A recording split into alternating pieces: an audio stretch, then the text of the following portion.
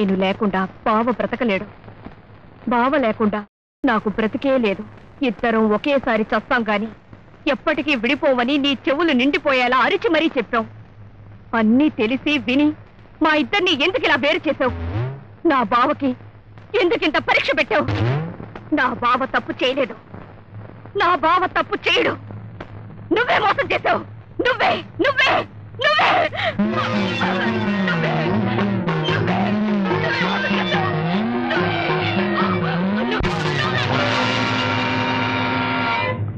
ఆ రోజు మన ప్రేమ కోసం నీ రక్తం బొట్టు పెట్టావు. ఈ రోజు నేను చేసిన ద్రోహానికి నా రక్తం చెందించాను కదూ. నేను అడిగేది దేవతని. నోరు లేని దేవత కాదు. నీకు సమాధానం చెప్పుకోవాల్సింది నేను. ఒకరికి సమాధానం చెప్పుకునే తప్పు నా బావ ఎప్పుడూ చేయడు. నీతో చెప్పుకుందామని తిరిగి ఊరొచ్చాను. చెప్పు, నువ్వేం చేయమంటే అదే చేస్తాను. నా తలరాతని నువ్వెలా మార్చగలవు బావా? జరిగింది చెప్పాను. జరగాల్సింది నువ్వు చెప్పు. జరిగింది నీ చేతుల్లో లేదు. జరగాల్సింది నేను చెప్పలేను. ఇప్పుడు నేను ఆలోచించేది నువ్వేమైపోతావా అని. ఇప్పుడు ఆలోచించాల్సింది నా గురించి కాదు, నిన్ను నమ్ముకొని వచ్చిన ఆ అమ్మాయి గురించి. సాటి ఆడదానిగా ఆమె ఆనందాన్ని చూసే ఓర్పు నాకుంది. మరి నీది తప్పు కాదని నా మనసారా చెప్తున్నాను బావా. నిజం.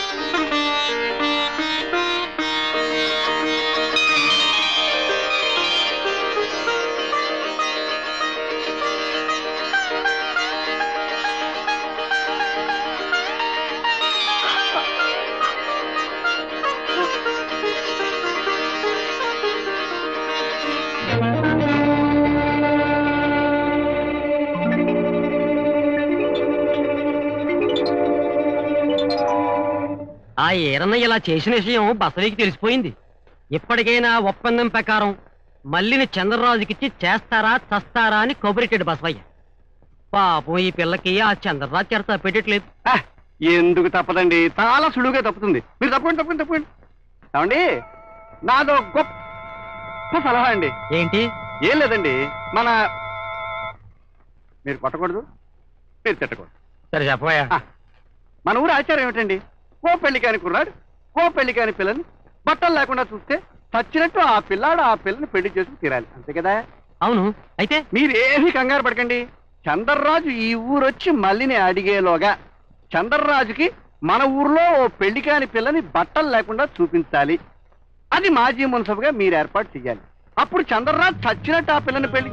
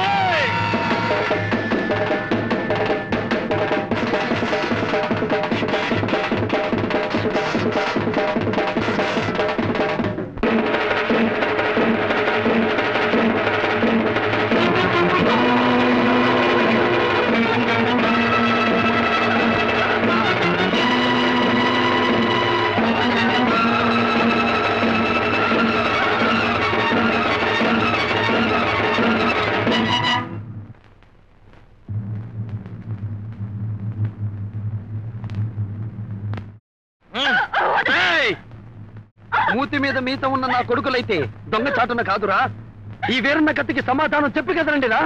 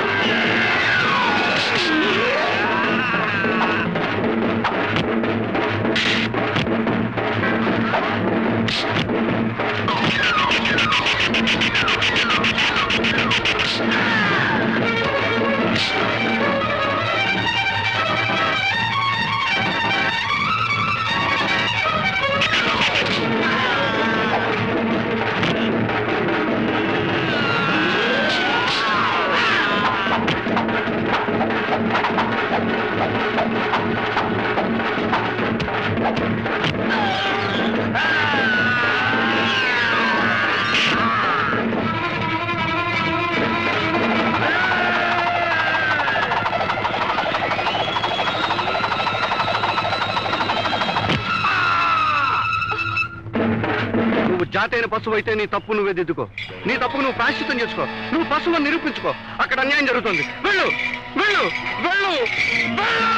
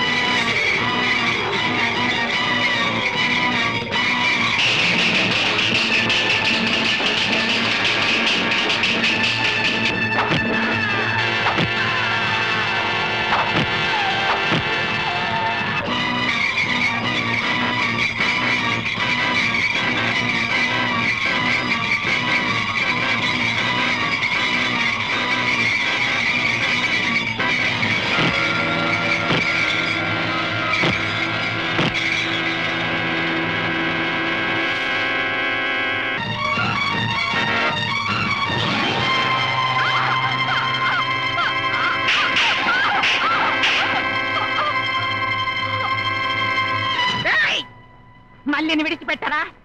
విడిచిపెట్టారా?